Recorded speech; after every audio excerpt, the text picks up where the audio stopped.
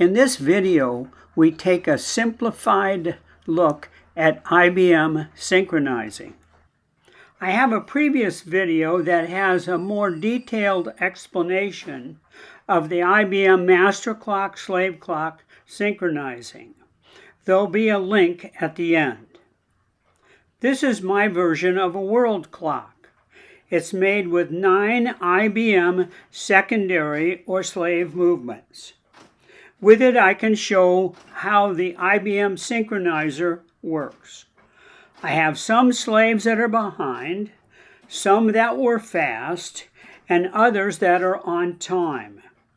This all happens at the 59th minute of each hour. Slave clocks that are behind from 1 to 15 minutes will be advanced to the 59th minute.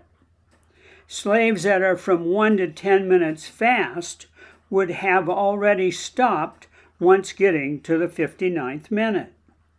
And slaves that are correct, and the vast majority always are, just ignore the stoppage and all the extra correction pulses.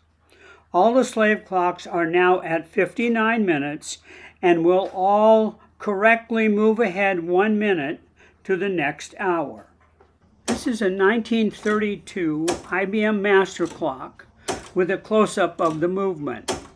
That clicking noise happens every hour, starting at 59 minutes and 10 seconds. It happens every 2 seconds until 59 minutes and 40 seconds.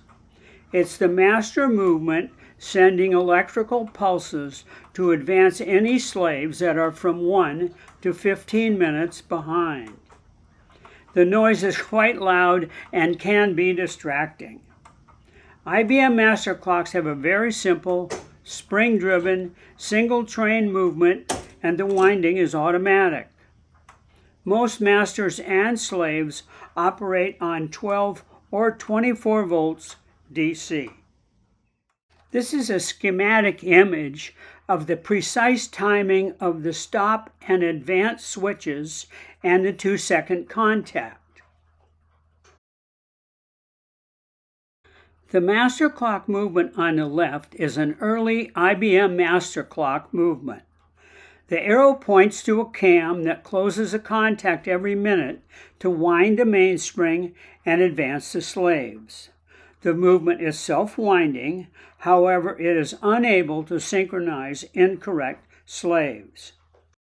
A pair of wires brings the power to wind the mainspring, and a pair of wires are connected to the slave clocks. And on the right is essentially the same movement, with the same winding and advance contact, but 3 additional contacts to correct fast or slow slaves. A pair of wires brings power to wind the mainspring, but 3 wires are needed to synchronize the slave clocks. IBM engineers added a stop switch to correct fast slaves and an advance switch with a 2-second contact to move slow slaves forward. These master movement switches are opened and closed each hour by arms that rest on the cannon socket. To better understand how the switches are opened and closed, I have removed the minute and hour wheels. This image shows the arms resting on the cam portion of the cannon socket. And this is a close-up of the cannon socket. 3 wires are connected from the master to each slave, a common wire and 2 others. The master now can send pulses to slaves on 2 different pairs, the A-line pair and the B-line pair, to synchronize incorrect slaves. This correction takes place at the 59th minute each hour. Okay, we just looked at the master movement changes. Now, what's different about the slaves? They also needed to be modified.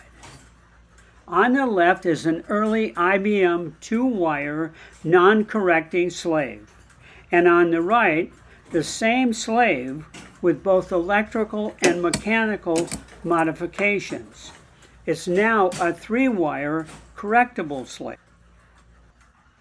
IBM needed a way for the slave to switch receiving current from one line to another, and the answer was an AB switch. Watch as a 3-wire AB switch shifts from the A line to the B line as the slave hand moves to the 59th minute. Now the slave will only move to the hour if receiving an electrical pulse on the B line. History shows us that master clock, slave clock systems have been around since the 1890s. IBM began selling their systems in 1909. IBM then developed the industry's first reliable correction system in 1924. This is the patent for the first generation IBM correction slave. But the slaves get better. Designed in 1928, IBM's oscillating armature secondary clock turned out to be the finest, most reliable, and when the synchronizer was added, most accurate slave clock in the industry. This is an image of the back of this movement. The AB switch has 3 wires.